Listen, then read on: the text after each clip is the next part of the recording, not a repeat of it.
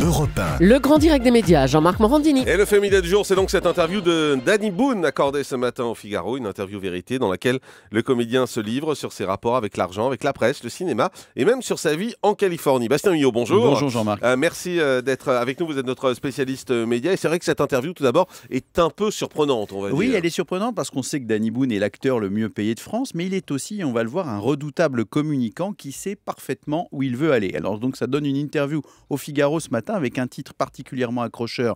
Je ne suis pas un voleur, le ton est donné. Et pour nos auditeurs qui auraient raté les épisodes précédents, rappelons la différentes polémiques qui ont été générées par ce classement des acteurs français les mieux payés. C'était il y a quelques jours et on voyait que Danny Boone en occupait la première place avec des revenus de 3 600 000 € en 2012, ce qui en faisait, Jean-Marc, non seulement l'acteur le mieux payé de France, mais aussi l'acteur le mieux payé d'Europe.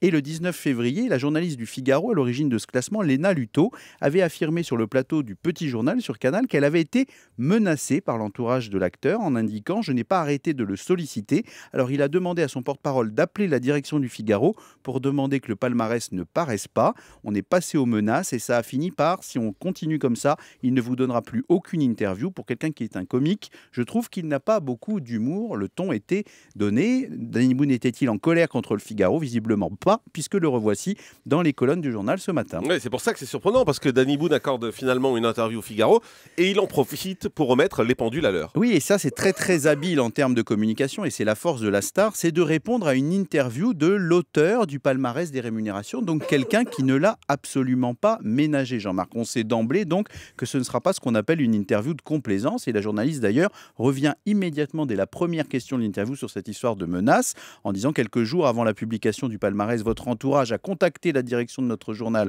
pour discréditer cette enquête, l'aviez-vous mandaté? Donc aucune question n'est éludée et là Danny Boone flingue littéralement son porte-parole. Il dit quand l'article est paru, je l'ai trouvé positif avec des photos très belles. J'ai appelé mon porte-parole. Il m'a alors dit qu'il avait contacté la rédaction. C'était sans mon avis et sans mon accord. Je lui ai demandé de le préciser, de s'en excuser. J'ai été fâché et désolé de cette situation. Et il emprunte même cette phrase célèbre de Lionel Jospin.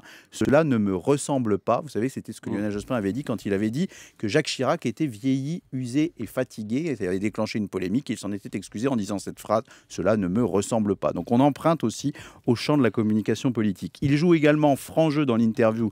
Danny Boone et il n'élude aucun sujet sur la notoriété. Je n'ai pas fait ce métier pour être une star ni pour gagner de l'argent. Il m'a fallu du temps pour m'y habituer sur son rapport à l'argent, puisqu'il indique que parler du salaire des acteurs est tout à fait nouveau. Il fait un parallèle avec Louis de Funès, en disant Louis de Funès vivait dans un château et on ne lui posait jamais des questions sur son argent. Quand j'entends certains à la télévision dire que c'est du hold-up, je suis très choqué. Cela revient à considérer mes rémunérations comme du vol. Il parle aussi de sa vie à Los Angeles, de sa manière de travailler et même de fiscalité, en précisant que la Californie est tout sauf un paradis fiscal. Ça tombe bien pour Olivier Mine qui y vit. Bref, rien n'est éludé et en termes d'image, Danny Boone apparaît sympathique, direct et clair en communication. Ça veut dire bingo. Ouais, même si moi je suis pas très fan du fait de citer d'anciens artistes en disant ils vivaient dans des châteaux où c'est pas très fair play. Il parle de Bourvil, je crois aussi, en disant il parle de Bourvil. Fernand Reynaud en Rolls. Voilà, Fernand Reynaud la en Rolls Rolls. de Fernand Voilà, je Reynaud. suis pas très fan de cette partie-là de Danny Boone, l'interview. si vous nous entendez à Los Angeles, Jean-Marc n'est pas très fan. C'est mon avis et ça ne regarde que moi. Encore une fois, on parle du cinéma français côté argent. Quelle leçon tirer de tout ça? Eh bien, que décidément, Jean-Marc, les temps changent, l'argent encore et toujours. Les stars qui évitaient le plus possible de parler de ce sujet sont maintenant lancées dans le grand bain. On est vraiment sur un sujet très sensible, crise oblige, et on voit que ça